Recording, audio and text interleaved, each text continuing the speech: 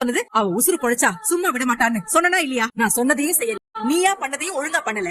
இப்ப வந்து என் மேல குத்த சொல்லிட்டு இருக்கியா? நானே உன்னை கொன்னுடுவேன், ஓடி போயிடு. மாமா அந்த அம்மாவுக்கு விஷம் கலந்து கொடுத்தது கூட அவங்க பெருசா எடுத்துக்கலாமா? ஆனா அவங்க மருமக கணத்துல நீங்க தாலி கட்ட சொன்னீங்கல்ல, உன்னை உயிரோட விடமாட்டேன்னு சொல்லிதாமா என்னை அவங்க துரத்திட்டு வராங்கம்மா. அம்மா நான் உங்க வார்த்தையை நம்பிதானமா அங்க போனேன். என்னை நீங்க தாமா காப்பாத்தணும். அம்மா அபிராமி அம்மா வந்துட்டாங்கம்மா. அம்மா உங்க கால்ல விழுந்து கெஞ்சி கேக்குறேமா, என்னை எப்படியாவது காப்பாத்துமா. நீ இங்க நிக்கிறத பார்த்தா வர வேகத்துல அவன் என்ன சுற்றுவா. முதல்ல நீ உள்ள போய் ஒளிஞ்சுக்கோ, நான் எப்படியாவது சமாளிச்சுக்கோ. போ, ஊருக்கே தெரிஞ்ச விஷயம்.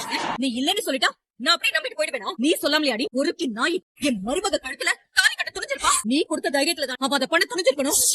சொல்லு, நீ தானே தாலி கட்ட சொன்ன? நிறுத்துடி. சும்மா பண்ணி இருக்கணும், செஞ்சிருக்கணும்னு அனுமானத்துல பேசுற. இந்த வேலையெல்லாம் என்கிட்ட வச்சுக்காத. அனுமானத்துல பேசுறேன்னு சொல்லி சமாளிச்சிடலான்னு பாக்காத. அப்பா நீ இங்கதான் ஒளிஞ்சு, ஆனா போய் உங்க வீட்டுக்குள்ள அங்க இங்கன்னு தேடுறது எனக்கு தாண்டி. அறியாதையா அவனை வெளியே வர சொல்லு, இல்ல நீ போய் செய்ய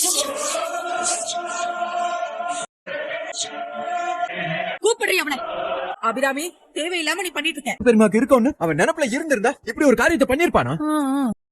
பெரியமா நீங்க ஒண்ணும் கவலைப்படாதீங்க. அந்த பவானி எங்க இருந்தாலும் தேடி கண்டுபிடிச்சு உங்க காலடியில் கொண்டாந்து போ. நீங்க அவனுக்கு என்ன தண்டனை கொடுத்தாலும் பரவாயில்ல. பெரியமா நான் இருக்கேன் பெரியமா. இனிமே உங்களுக்கோ துளசிக்கோ அவனால ஏதாவது தொல்லை வந்துச்சு நான் பாத்துக்கிறேன் பெரியமா.